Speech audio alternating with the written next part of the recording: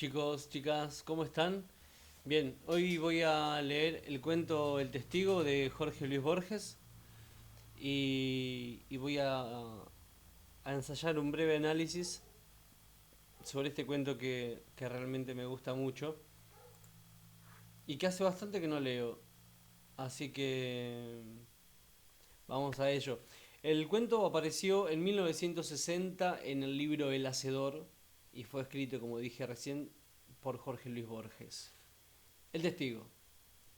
En un establo que está casi a la sombra de la nueva iglesia de piedra, un hombre de ojos grises y barba gris, tendido entre el olor de los animales, humildemente busca la muerte como quien busca el sueño. El día, fiel a vastas leyes secretas, va desplazando y confundiendo las sombras en el pobre recinto. Afuera están las tierras aradas y un zanjón cegado por hojas muertas y algún rastro de lobo en el barro negro donde empiezan los bosques. El hombre duerme y sueña olvidado. El toque de oración lo despierta. En los reinos de Inglaterra el son de campanas ya es uno de los hábitos de la tarde, pero el hombre de niño ha visto la cara de Wooden, el horror divino y la exultación. El torpe ídolo de madera recargado de monedas romanas y de vestiduras pesadas, el sacrificio de caballos, perros y prisioneros. Antes del alba morirá, y con él morirán y no volverán las últimas imágenes inmediatas de los ritos paganos. El mundo será un poco más pobre cuando este sajón haya muerto. Hechos que pueblan el espacio y que tocan a su fin cuando alguien se muere pueden maravillarnos. Pero una cosa o un número infinito de cosas muere en cada agonía, salvo que exista una memoria del universo, como han conjeturado los teósofos. En el tiempo hubo un día que apagó los ojos de los últimos ojos que vieron a Cristo. La batalla de Junín y el amor de Helena murieron con la muerte de un hombre. ¿Qué morirá conmigo cuando yo muera? ¿Qué forma patética o deslenable perderá el mundo? La voz de Macedonio Fernández, la imagen de un caballo colorado en el baldío de Serrano y de Charcas, una barra de azufre en el cajón de un escritorio de caoba. El testigo, de Jorge Luis Borges. Bien, hay muchísimas, básicamente, cosas que me gustan de este, de este, de este cuento. Uy, cómo estoy. Particularmente, para hablar a grandes rasgos, podemos empezar diciendo que narra la historia de un sajón, de un hombre a punto de morir, y que de alguna manera sobre eso, sobre este hombre, cae o recae la historia de todos los hechos que son narrados dentro del primer párrafo. El cuento está compuesto por dos párrafos y, y vamos a empezar por la primera oración, ¿verdad?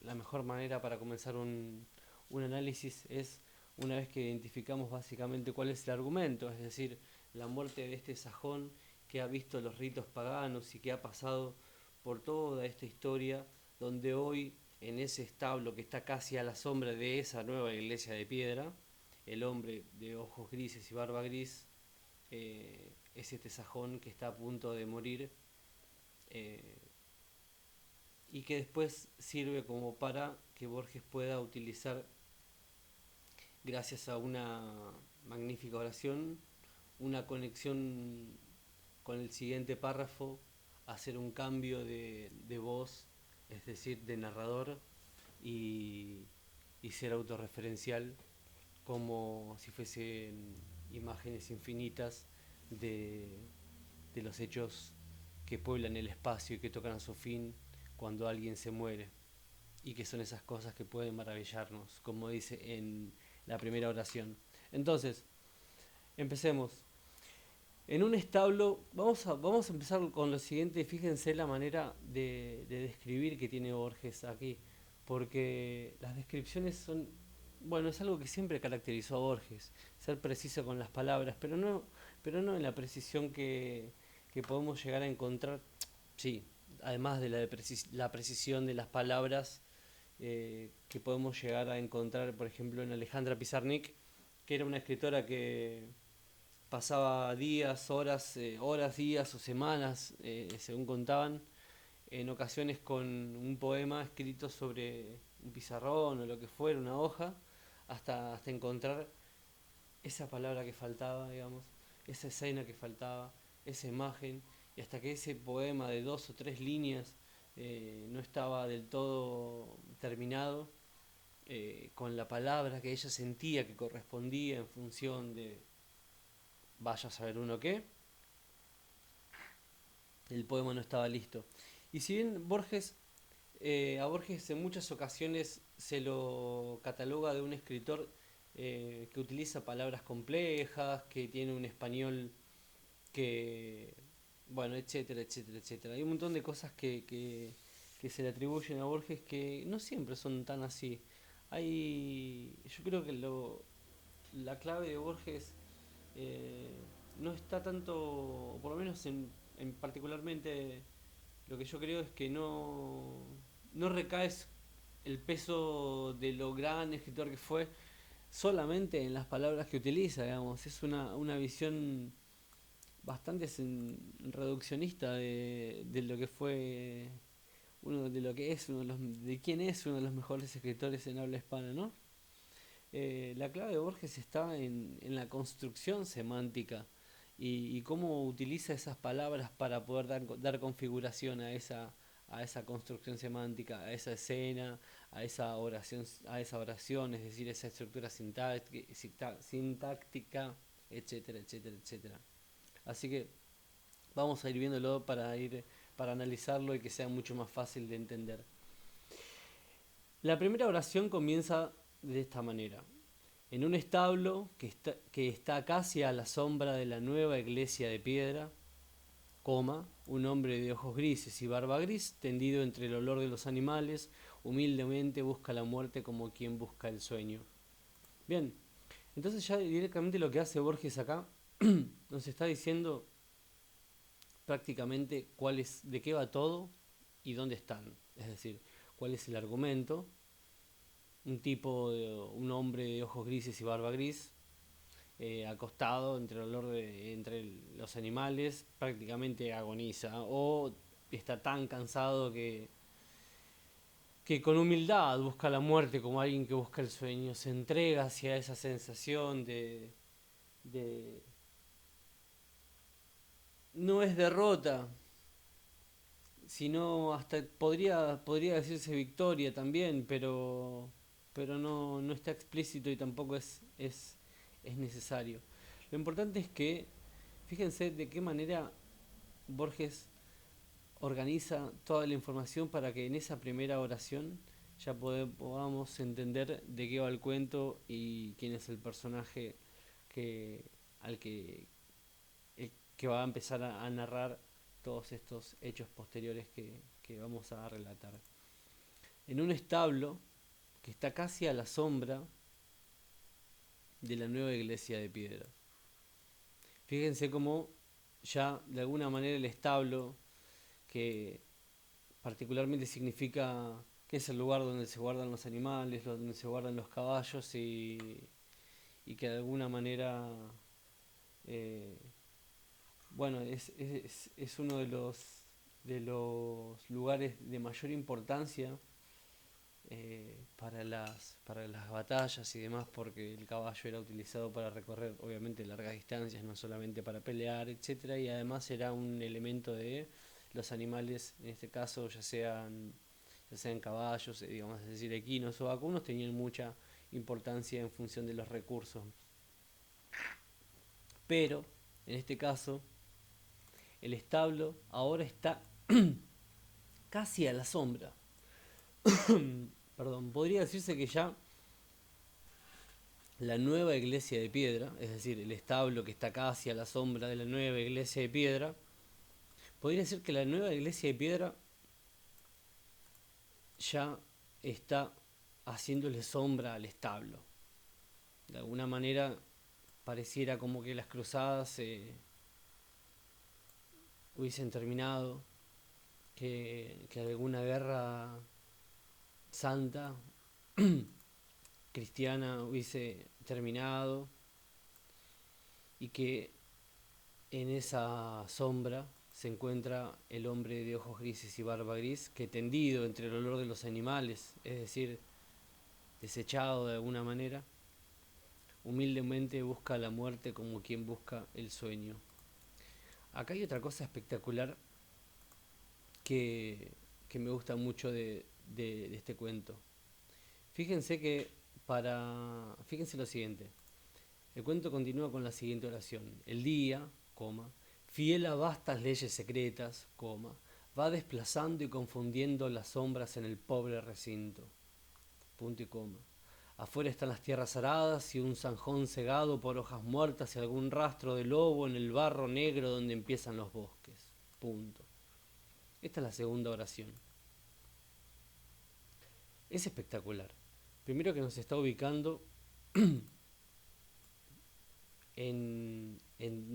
como nos ubicó en tiempo y espacio, continúa ubicándonos en tiempo y espacio, pero esta vez ya lo hace no solamente desde un punto histórico y contextual, sino que lo sitúa dentro de donde está el tipo, ¿no? Este hombre de ojo, este sajón. Pero lo más hermoso para mí es la imagen que utiliza Borges, porque acá en todo caso es todo lo contrario, por lo cual se considera a Borges que es ese escritor que utiliza cada palabra exacta para cada cosa.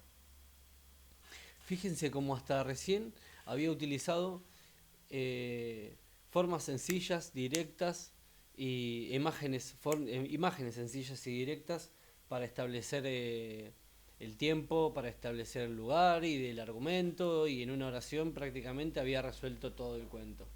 Ahora en este caso, en la segunda oración, ya se permite otro registro poético que a mí me gusta muchísimo para decir algo muy sencillo. Piensen lo siguiente: el día, fiel a vastas leyes secretas, va desplazando y confundiendo las sombras en el pobre recinto. Atardece, pasan las horas. Es espectacular lo que ocurre acá. Eh, Porque tranquilamente podría haber dicho que atardecía y afuera estaban las tierras aradas y el zanjón cegado por las hojas que muertas y los rastros del lobo, etcétera. Pero justamente lo que puede utilizar acá es la información de la poética para brindar, de esa prosa poética, para brindar mayor información en relación al tiempo también que corría en el relato, ¿no? Entonces, fiel a vastas leyes secretas, es decir, no tenían ni idea de qué iba, porque básicamente está hablando de un momento donde está la religión y no la ciencia, donde se pondera la religión por lo menos en este cuento, y no la ciencia, y cómo además desplaza y confunde las sombras en el pobre recinto. Es decir, desplaza y confunde. Es decir, está haciendo lo mismo que es una es una hermosa analogía entre lo que pudo haber ocurrido, digamos, o lo que pudieron haber sentido, o el análisis sociológico que se puede haber hecho por ejemplo, las cruzadas, unas guerras donde llevaban la religión como bandera, eh, entonces avanzaban y confundían a los hombres sobre sus creencias, y etcétera, etcétera, etcétera. La poética de esto es hermoso. Afuera, continúa el cuento, afuera están las tierras aradas y un zanjón cegado por hojas muertas, y algún rastro de lobo donde empiezan los bosques. Es decir, después del establo ya tienen las tierras aradas, es decir, está todo listo como la para sembrar, para la siembra. Está el zanjón, que muchas veces eh, se utiliza como barrera de alguna manera para que, bueno, las personas personas, animales, etcétera, no puedan robar del establo los animales y llevárselos fácilmente sin que puedan ser advertidos. Acá hay algo hermoso también porque la, muestra la frontera. Eh, podría haber dicho, lo podría haber dicho de muchas maneras, pero lo lindo sí, lo interesante también es cómo lo pone en función del peligro que ocurre después de las fronteras. Es decir, imaginen que las fronteras es el último lugar de paz. Es decir, tenemos las tierras aradas y el Sanjón que nos protege de qué, de lo siguiente, del rastro del lobo en el barro negro donde empiezan los bosques. Es hermoso porque dicen, fíjense lo siguiente, eh, afuera están las tierras aradas y un zanjón cegado por hojas muertas y algún rastro de lobo en el barro negro donde empiezan los bosques. El barro siempre suele ser negro. Quiero decir, no es, podemos hacer barro de diferentes cosas, pero lo más importante de todo es cómo la semántica, cómo agrega tensión en el rastro de lobo, eh, en el barro negro donde empiezan los bosques. Es decir, una vez que pasan las tierras aradas tenemos la frontera. La frontera es el peligro, lo desconocido. Entonces aparece el rastro del lobo que se asoma. ¿Dónde? En el barro negro. ¿En qué? ¿Dónde está el barro negro? Cerca donde empiezan los bosques, donde ya no se puede ver más, donde ya no hay horizonte. A mí esto me parece espectacular, esta imagen, esta descripción de la frontera. El toque, el cuento continúa con el hombre sueña, el hombre duerme y sueña, olvidado. Es como una especie también, bueno, lo que dijimos hoy, ya de la misma manera que busca humildemente la muerte, es como que ha entregado su vida por ese sueño, por ese trabajo, por esa guerra, por lo que sea que haya sido, que esté el tipo ahí. Capaz que no, capaz que simplemente se dedicó a cuidar ese lugar y era un puestero, pero, pero lo importante es que duerme y sueña olvidado. La paradoja, digamos, constante entre, entre el sueño y entre el dormir soñando, pero sentirse de alguna manera olvidado. El toque de oración lo despierta. En los reinos de Inglaterra el son de campanas ya es uno de los hábitos de la tarde, pero el hombre, de niño, ha visto la cara de Wooden, el horror divino en la exultación. Otra vez, estamos hablando de que es un hombre que ya, un hombre grande, un hombre que ha visto, como dice acá, lo dice literalmente, ha visto la cara de niño, ha visto la cara de Wooden, el horror divino y la exultación, el torpe ídolo de madera recargado de monedas romanas y de vestiduras pesadas, el sacrificio de caballos, perros y prisioneros. Antes del alba morirá y con él morirán y no volverán las últimas imágenes inmediatas de los ritos paganos. El mundo será un poco más pobre cuando este sajón haya muerto. Bueno, acá ya básicamente hace una descripción literal de todo lo que quería decir en, la, en las oraciones previas, en las tres oraciones previas, si no me equivoco. Y, y nos saca de dudas absolutamente todo y además cierra el párrafo con esta oración. Es hermoso porque fíjense que además de darnos toda la información que antes la venía mostrando, que la venía sugiriendo y demás, la expone de manera explícita para lo siguiente, para poder conectar el próximo párrafo y terminar de alguna manera este cuento y esta dimensión donde ya pasamos de el hombre que pareciera que está tirado, recién terminado de, habiendo terminado de la cosa que haya hecho, como dijimos que no se sabe, eh, pero sí que está a punto de morir, que es lo importante, y además que vio el paso del tiempo, de la misma manera que Elías, fiel a vastas leyes secretas, desplaza y confunde las sombras en el pobre recinto.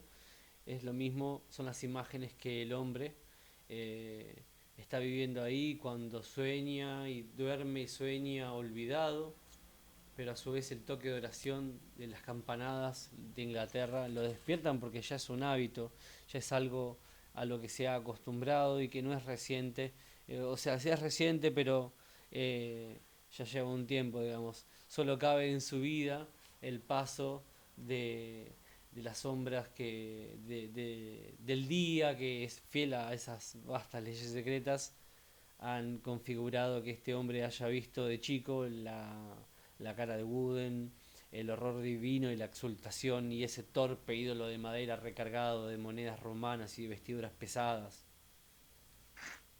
junto al sacrificio de perros, caballos y prisioneros. Bien, el cuento continúa en el segundo párrafo de la siguiente manera. Hechos que pueblan el espacio y que tocan a su fin cuando alguien se muere pueden maravillarnos.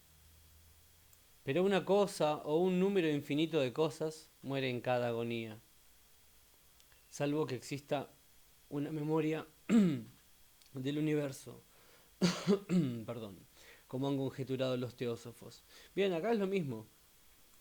Vuelve, ya en realidad lo que estaba empezando a hacer Borges aquí es cambia por completo el narrador, ya deja de el narrador y el personaje. El cuento ha terminado y empieza a reflexionar sobre sobre todo lo que hemos analizado, pero de manera excelente. Hechos que pueblan el espacio. Fíjense como lo siguiente. Fíjense cómo utiliza el verbo poblar eh, el espacio en lugar de habitar.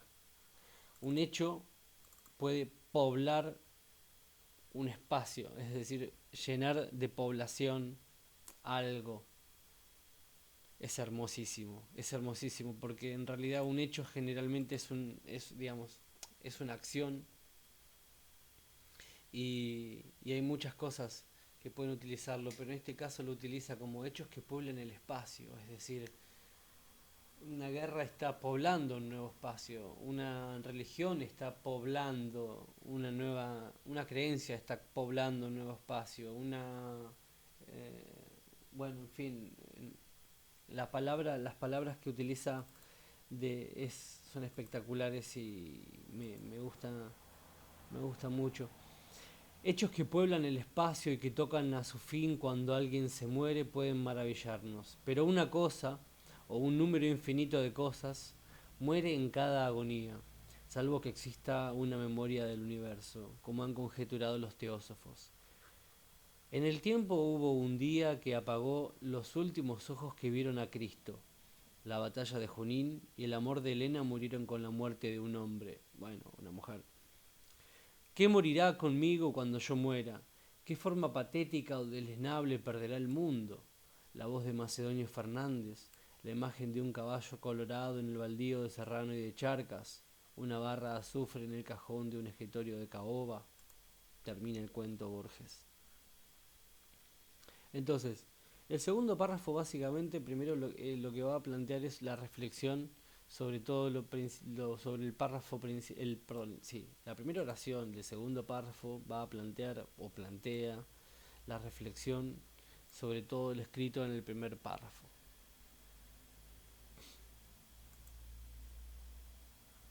Y luego pasa de esa reflexión a la segunda oración donde dice que en el tiempo hubo un día que apagó los ojos que vieron a Cristo, la batalla de Junín y el amor de Helena murieron con la muerte de un hombre, de una persona. Y ahí ya otra vez vuelve a cambiar este narrador y se pregunta a sí mismo, ¿qué morirá conmigo cuando yo muera? ¿Qué forma patética o deslenable perderá el mundo? Y lo hace a través, fíjense que es hermoso porque en realidad las cosas que, que perderá el mundo cuando Borges se plantea su propia muerte son ajenas. De la misma manera que este tipo, que este sajón, eh, que cuando este sajón haya muerto el mundo será un poco más pobre, porque ha visto la Careguden, los ritos paganos, etcétera, etcétera, etcétera. Borges se pregunta lo mismo, como si fuese ese hombre que duerme y sueña. Humildemente busca la muerte como quien busca el sueño, y en ese sueño se pregunta, ¿qué morirá conmigo cuando yo muera? ¿Qué forma patética o deslenable perderá el mundo? También de alguna manera haciendo crítica a muchísimas cosas bueno, en fin, al contexto del primer párrafo. La voz de Macedonio Fernández como máximo, eh, como máxima memoria del universo o suya. La imagen de un caballo colorado en el baldío de Serrano de Charcas, una imagen de su infancia. Una barra de azufre en el cajón de un escritorio de caoba, lo inmediato, lo que debía tener a su lado, de alguna manera, en, en esa última visión del mundo. Así que bueno, muchachos y muchachas, este fue el análisis del cuento de Jorge Luis Borges, El Testigo. Eh, no he quedado tan conforme con el análisis porque lo cierto es que es mucho más entretenido y mucho más enriquecedor compartirlo con más personas porque hay muchas más cosas que se pueden visualizar cuando visualizar, analizar, entender y reflexionar cuando podemos estar haciéndolo en, en conjunto y, y demás. Pero tenía muchas ganas de hacer este video, este análisis, porque, bueno, porque es uno de los libros, uno de mis cuentos preferidos y que ya es bastante decir y poder darse cuenta, así que no quería dejar pasar la oportunidad para hacerlo. Gracias a todos, a todas, ojalá que lo hayan disfrutado y no recuerden no recuerden, y por favor, no recuerden, no recuerden que al final de todo después se olvidará y morirán las imágenes que han visto. No, mentira. No se olviden de escribir en los comentarios si quieren al que analice algún cuento particular y de escribirme por algunas para recibir información acerca de las clases de narrativa y literatura. Así que eso, eso es lo que tenía para contar. Espero que estén bien y nos vemos en el próximo video. Adiós, adiós, cuídense, pórtense bien y disfruten.